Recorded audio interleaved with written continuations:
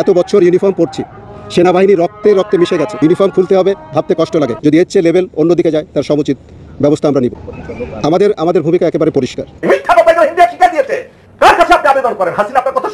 সাবেক সেনাপ্রধান জনাব আজিজ আহমেদের উপরে যখন আমেরিকা স্যাংশন আসলো দুর্নীতির দায়ে, তখন একটা আলোচনা আমাদের জনপরিসরে খুব হয়েছে। সেটা হচ্ছে জনাব আজিজ কি শেষ, আর কারো উপরে কি এরকম কিছু আসতে পারে। এই আলাপটা আসার যৌক্তিক কারণ আছে, এবং সেটা আসলে কি কিছুটা আভাস আমরা সম্ভবত পাচ্ছি।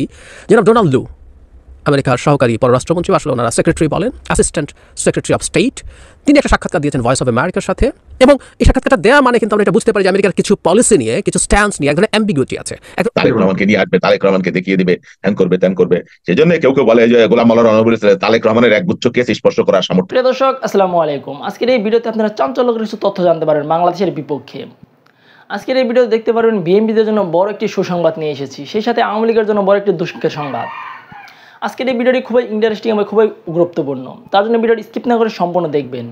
প্রিয় দর্শক বন্ধুরা, আজকের এই ভিডিওটি দেখার আগে যে ভিডিওর অংশ বেশি দেখে এই ভিডিওগুলো শুরু করেছিলাম, সেই ভিডিওগুলো আপনারা বিস্তারিত এবং ধাপে ধাপে দেখতে পারবেন। বেশি কথা বলবো না, আপনাদের বিস্তারিত ভিডিওতে নিয়ে যাবো। বিস্তারিত ভিডিও যাওয়ার আগে আপনাদের কাছে রিকোয়েস্ট, যারা এখন এই চ্যানেল সাবস্ক্রাইব করে রাখেননি, এই চ্যানেল সাবস্ক্রাইব করে পাশে থাকা বেল আইকনটি বাজিয়ে রাখুন। ইতিমধ্যে যারা সাবস্ক্রাইব করে রেখেছেন সকলকে জানাই অসংখ্য ধন্যবাদ। প্রিয় দর্শক বন্ধুরা, চলুন একটা ভিডিওতে লাইক দিয়ে ধারাবাহিকভাবে বেশি বিস্তারিত ভিডিওগুলো একে দেখে আসি।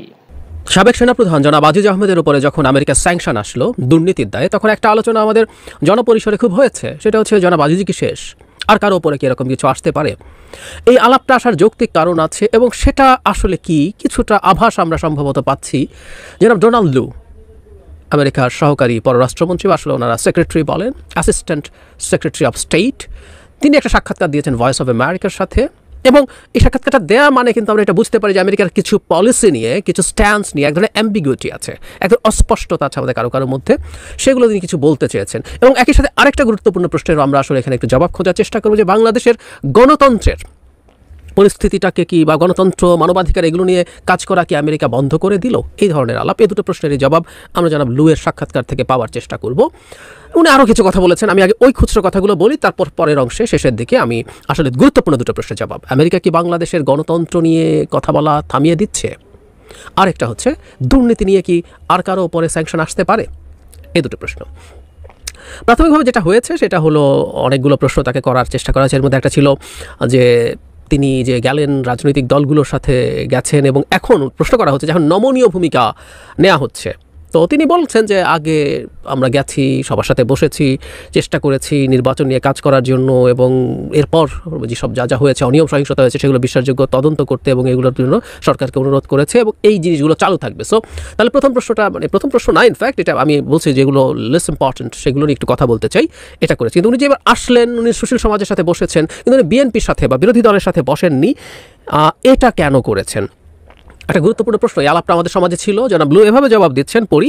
এটা সত্য যে গত বছর নির্বাচনের আগে আমি বিভিন্ন রাজনৈতিক দলের নেতাদের সঙ্গে গোল টেবিল বৈঠকের সুযোগ পেয়েছিলাম। এটা প্রাক নির্বাচনের সময় নয়, তাই এবারে সফরে আমি রাজনৈতিক দলগুলোর সঙ্গে দেখা করিনি। এবার উনি ঢাকায় থাকাকালীন আমার সৌভাগ্য হয়েছে বাংলাদেশের বিভিন্ন গোষ্ঠীর প্রতিনিধিদের সাথে দেখা করা, সুশীল সমাজের প্রতিনিধি থেকে শুরু করে সরকারি কর্মকর্তারা, ক্রিকেট টিমের কথাও বলেছেন।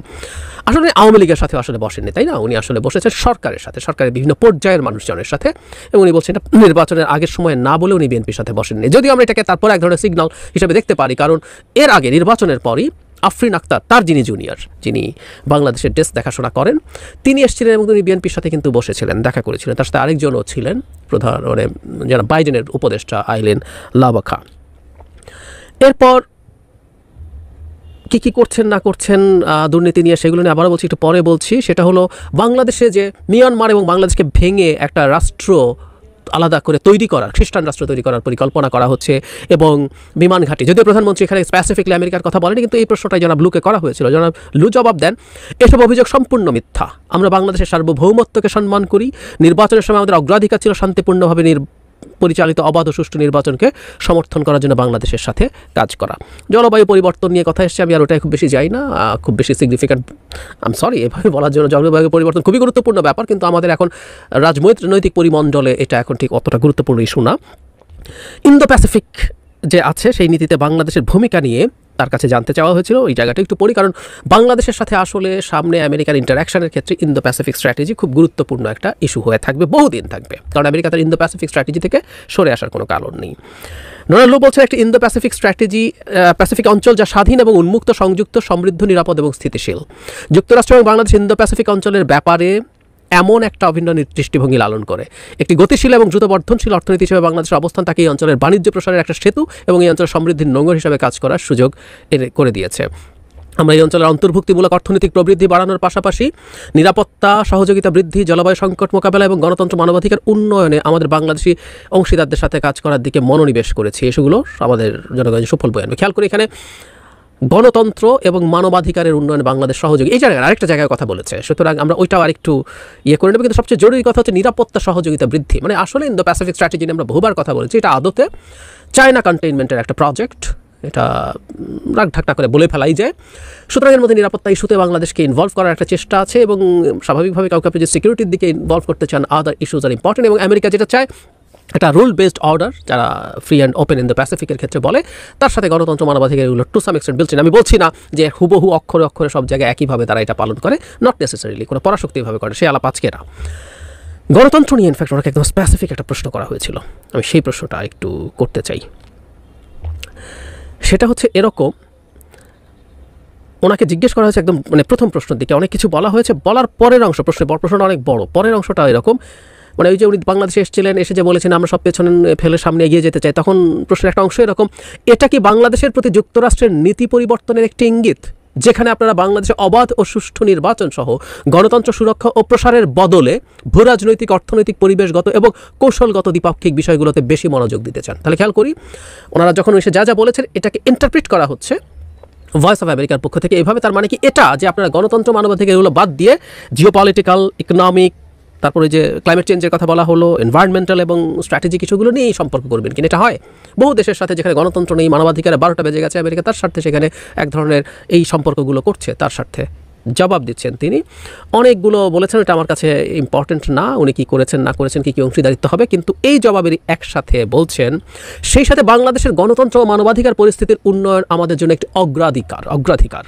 আমরা সুশীল সমাজ ও সাংবাদিকদের গুরুত্বপূর্ণ কাজকে সমর্থন করে যাবো এবং বিশ্বের বিভিন্ন দেশের মতো বাংলাদেশে এত বছর ইউনিফর্ম পরছি, সেনাবাহিনী রক্তে রক্তে মিশে গেছে, ইউনিফর্ম খুলতে হবে ভাবতে কষ্ট লাগে, যদি এর চেয়ে লেভেল অন্যদিকে যায় তার সমুচিত ব্যবস্থা আমরা নিব। আমাদের ভূমিকা একেবারে পরিষ্কার। আমরা বলেছি যে আমাদের দেশে যদি বহিঃশত্রু আক্রমণ হয় সেটাকে প্রতিহত আমরা করব, এ বিষয়ে কোনো সন্দেহ নেই। বর্তমানে যে ধরনের সমস্যা ওখান থেকে হচ্ছে, বর্ডারে কিছু বর্ডার ভায়োলেশন, এটা কিন্তু আমাদের ওখানে বর্ডার গার্ড আছে, আমাদের কোস্ট গার্ড আছে, তারা বিষয়টা সম্পূর্ণ তদারকি করছে এবং সরকারের নির্দেশ অনুযায়ী কিন্তু প্রয়োজনীয় ব্যবস্থা নিচ্ছে। আমরা কিন্তু খুব প্রস্তুত আছি, যদি এর চেয়ে লেভেল অন্যদিকে যায় তার সমুচিত ব্যবস্থা আমরা নিব। আমাদের শুধু সেনাবাহিনী, আমি জানি নৌবাহিনী, বিমান বাহিনী তারাও প্রস্তুত, বাট এখনও পর্যন্ত এমন কিছু হয় নাই যাতে ডিফেন্স ফোর্সকে চলে যেতে। আপনারা জানেন যে সব কিছুর একটা লেভেল আছে, ডিপ্লোম্যাটিক লেভেল ফেল করলে আমাদের যে বর্ডারে যারা আছে তারা হোম মিনিস্ট্রি আন্ডারে, তারা ফেল করে তার কোনো ডিফেন্স। এই ধরনের কর্মকাণ্ডের জন্য ডিফেন্স আগে চলে গেলে তাহলে আমাদের মানে মনে হবে যে আমরা যুদ্ধ করতে যাচ্ছি। আমরা তো যুদ্ধ করতে চাই না, আমরা সবাই সঙ্গে বন্ধুত্ব বজায় রাখতে চাই। বাট কেউ যদি যুদ্ধ চাপাই দিতে চায় বা কোনো কারণে যদি আমাদের সার্বভৌমত্ব ক্ষুণ্ণ হয় তাহলে তো আমরা ছেড়ে দেব। তো বর্তমান যে পরিস্থিতি ফুললি আন্ডার কন্ট্রোল, অ্যান্ড আমাদের যে হোম মিনিস্ট্রির আন্ডারে যে কোস্ট গার্ড, বিজিবি যারা আছে, ওনারা দায়িত্বটা সঠিকভাবে পালন করছে বলে আমরা জানি এবং প্রয়োজনীয় সবসময় আমাদের ভিতরে। প্রিয় দেশবাসী, শুরু থেকে শেষ পর্যন্ত যারা এই ভিডিওটি দেখেছেন সকলকে জানাই অসংখ্য ধন্যবাদ। যারা এরকম নিউজ ভিডিওতে পেতে পছন্দ করেন তারা অবশ্যই এই চ্যানেলটি সাবস্ক্রাইব করে পাশে থাকা বেল আইকনটি বাজিয়ে দিবেন। যারা এখনও এই ভিডিওটি শেয়ার করেননি, এই ভিডিওটি দ্রুত শেয়ার করে সকলকে দেখার সুযোগ করে দিন। আজকের মতন এই পর্যন্ত, দেখা হচ্ছে পরবর্তী কোনো ভিডিও নিয়ে ইনশাল্লাহ।